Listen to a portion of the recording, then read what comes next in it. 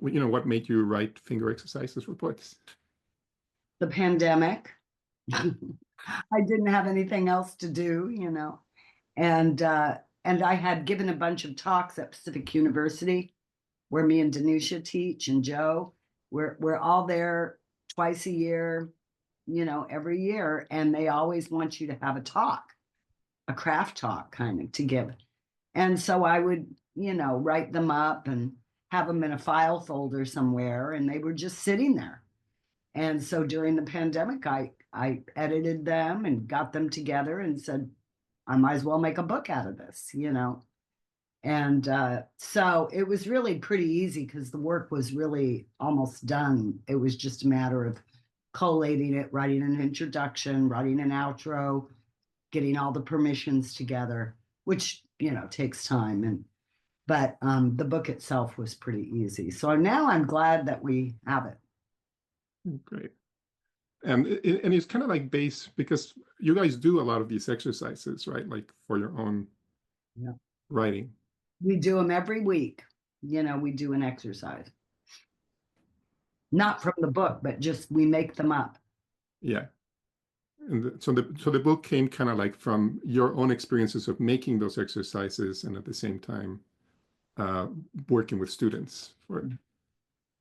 And also, she's very deep. She's really good at close readings of poems, and so that some of the ways that the poems unfold to her and the way she's able to talk about it have been instructive to me as how to look at a poem. The controlling image of a poem, or for example, which is one of the talks or one of the classes, and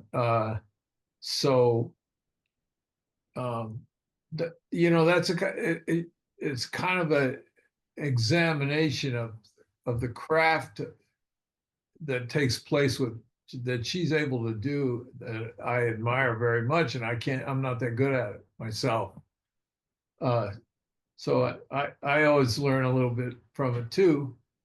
And I always learn something from him because he knows the vast history of poetry, and he's able to run down everybody's influences from, Song of Songs all the way up to a contemporary American poem, and so he's got that much more of a vast library, whereas I'm much more familiar with contemporary poetry, some world poetry as well.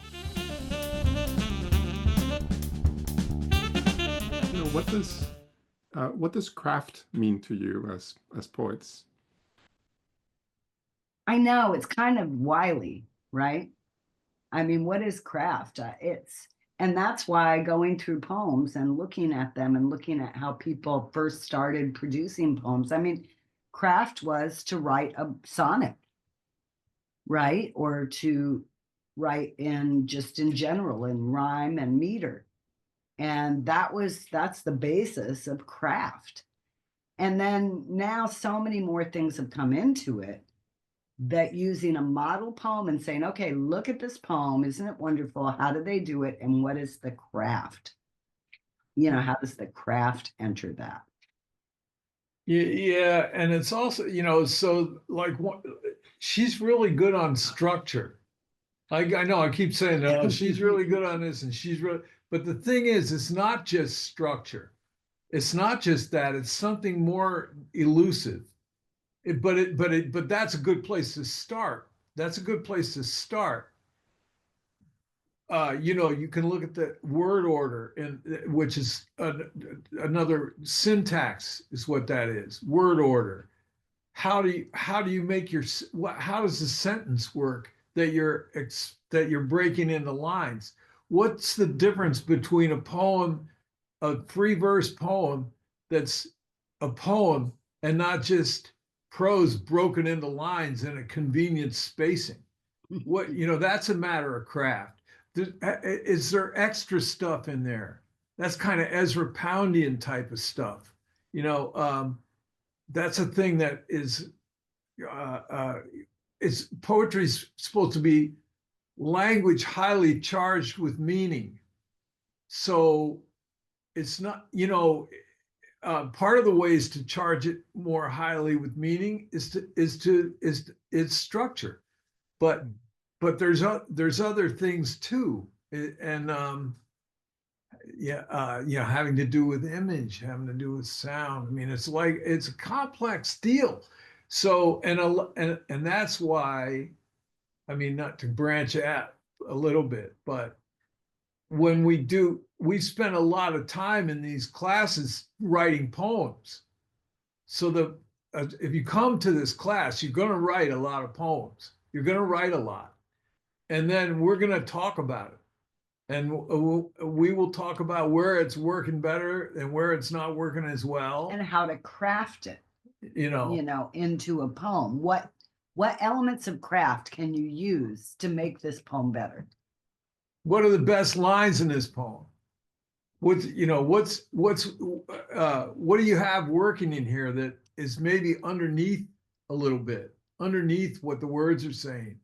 What's the primary force of the poem? Emotional force. Is there an obsession going on in here, sort of? Mm-hmm. Sometimes when I'm writing and I read it to my peers, they will tell me that they see this thing going on, and I don't see it. I just thought, well, this is just a bunch of lines. Mm-hmm. And so we are aiming toward having the students experience these issues rather than just appreciate them. Yeah. Mm-hmm. So sometimes we don't see things that maybe are not working, but sometimes we don't see things that are working, and we just, being too close to the poem, it's hard to be able to judge for yourself. Yeah. Especially something you just wrote. Mm-hmm. Right.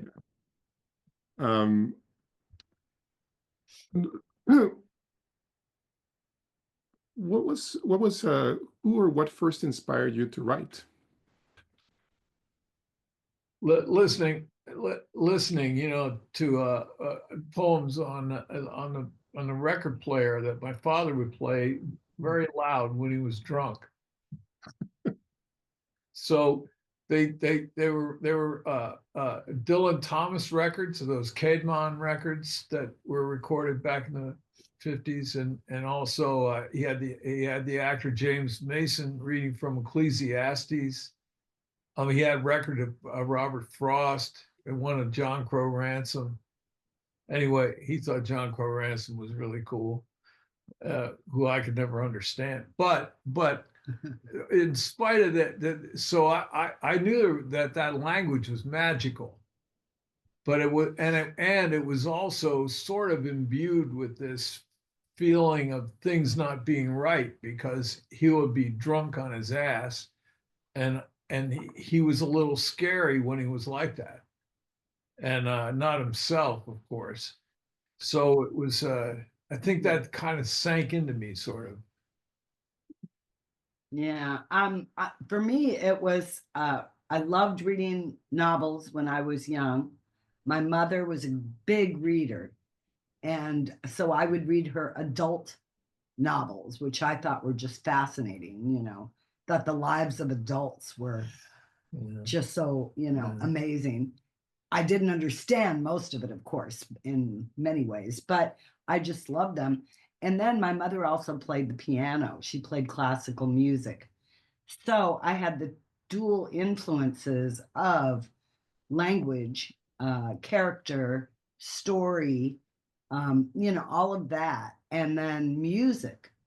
And somehow for me, it combined to create, for me, poetry. I didn't read a lot of poetry. My mom also had Robert Frost and Carl Sandburg and, a few of the poets of the day. And I read them and they were okay. But what I really wanted was a novel. And, but what I ended up, I think, trying to do was write little novels in poetry, music, you know, that were like songs. Mhm. And so that was a challenge, you know, and everybody loves a challenge. You know, you can't ride a bike without, you know, right? Dealing with the challenge of the pedals and the handlebars and the wheels and, you know, and, but it's fun when you get to learn how to do it. And then it's a matter of whether or not you can do a wheelie. That's great. What do you what do you love most about being a poet or writing poetry? You know, it's being immersed in another world beyond this one. It's almost like praying if you're a religious person, where you just go deeply down into whatever it is, this core of being, you know, that has no ego, no sense of self. It's just a machine that's making this beautiful thing, you know. And who wouldn't want to be in that place where you don't have all that crap, you know, that humans carry around? And so it's an escape from self, but the contradiction of that is a deeper moving into the self at the same time. Those two things are happening at once. I love that feeling. That's pretty good. Yeah, I mean, I kind of sometimes think that if there's anything happening in the world today that could be said to be positive, when our country, especially, one of the things is it's kind of forcing us to go inward to get some peace and get some sense of not being at the effect of, not being, you know, at the effect of everything. And that's on the one level. And then on the other level, yeah, when you're in there, you can be helpless. You know, you can be helpless to make, you know, like Neil Young says, you helpless, you know, and it's okay to be like that in there. And it's okay with whatever the voice has, you know, it's okay to let it in and say it. And yeah. Mm-hmm. And you can, it's like making something, you know, if you are somebody who's drawn to carpentry, you know, then you make a chair. You make one, you know, out of little pieces of wood, you create something that's practical, it's useful, but it's also beautiful. You know, I mean, there's nothing more beautiful than a beautifully made chair. And so, and that's something that doesn't happen so much anymore. You know, we have things now on the assembly line. You know, one person will make the legs, one person will make the seat, one person will make, you know, and so you don't have that pride in creation that you do if you make the whole thing out of whole cloth. And so this is a place where you can make something from scratch. Mm-hmm. You know, like you bake a cake from scratch. You take all these different things and put them together and mix them up, and something rises and becomes cake, you know. And poems are like, you know, they're like, you can do anything in a poem. I mean, they can be like a little movie.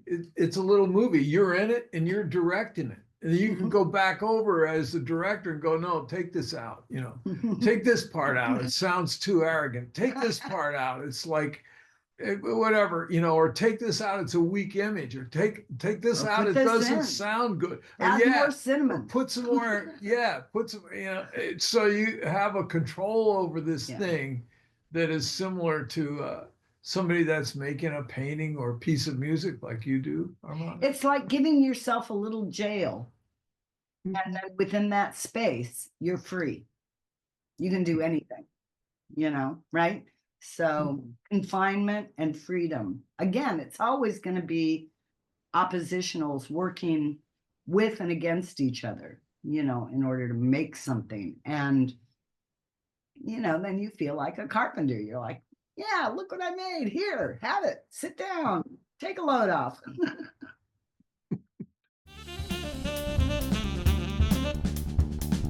How does writing shape the way you relate to the world around you, like people, place, broader world, nature? You know, if you're a poet in the world, you can't drive to the Starbucks without seeing something that you might want to make into a poem, right? And you start thinking about it, and it makes life, whatever the mundane daily, right? Washing the dishes, or I don't know, making an appointment, having to go on Zoom, whatever, right? It makes it interesting. It makes it worthy. Everything is a possible poem, and of course, life is a poem. Everything is a poem. But if you're a poet, if you're an artist, you say, "Ooh, I've never seen that quite that color before. I want to try to do that," or if you're right, a sculptor, you go, "Oh, I love that shape. I want to do something with that." And so your mind is always engaged. You're always excited about something, even if you're at a boring party. You go, "Oh, I like that." And you're off into some place that's kind of joyous for you, and it just makes us a nicer person. I think if we couldn't write poems, we'd still write poems. We'd just write them in our head. That's what I do a lot. I just write while I'm, I don't have paper or pen or anything, but I'll just write it in my head. It just makes everything better.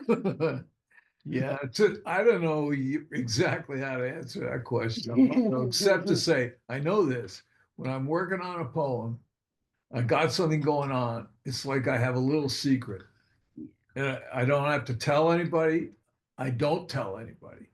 I just think about it, and maybe I get a few lines, and I get a few more lines. When I got something going, it just buoys me up, no matter what other stuff is going on that may not be so salutary in my life. I got that little secret. Yeah, it's in my We notebook. have a favorite story we like to tell, and you and Danusha, of course, will appreciate this. But we once in a while you get in an argument. You're like, "No, I want it over there." Nah, and then you just stop talking. You're just sitting there, both of you, in your little worlds, not talking. But it doesn't feel good, right? And so one of us will say, "Oh, you want to hear this poem I just read in the APR?" Or, "Oh, there's this book I've been reading of poems that," and that's like, what do you call that? Detente, or something. That's like the right safe territory. And the other person will respond because it's poetry, And so it's a kind of our safe word. It's a safe word. And sometimes, the silence treatment will have gone on for a while. I'm talking a couple hours, an afternoon. And somebody will gradually just say something like, I saw this thing online, Naomi Nye, or Philip Levine had this piece. Somebody said this about him. It'll just be obliquely about poetry. Yeah. And the other person knows, you can't trash that. You can't come back and say something snipey. You don't have to be all, oh, this is so great, but at least they know, oh, that's an olive branch. The person's trying to be peaceful. And so it works for us like that. It has worked for us always like that. Yeah. I guess that was going to be my last question. How is it to be married to a poet? Yeah. It's great. Yeah. I mean, we always have somebody to show our work to, we have to be careful, because if one of us writes something and wants the other one to see it, you only have about 3 times you can show them the same poem.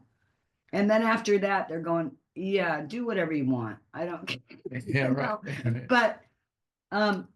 But I'm sure you and Danusia do that. You know, you write a song, Armando, you know, and you play it for her, whatever. But you don't want to do that. You know, you don't want to take advantage of that. You know, and so it's great because you always have someone you can bounce your work off of, and then there's so many things we agree about. I mean, I think artists living together is really great because there's constant creativity in the air, you know, and with your partner, you know, they're doing the same thing you are. You know, they know how hard it is.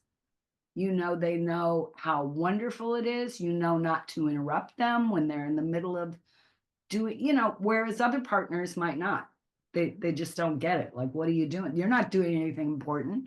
You know, come on. No, like, you know, that doesn't happen. Yeah, it's basically an uplifting. It has an uplifting quality.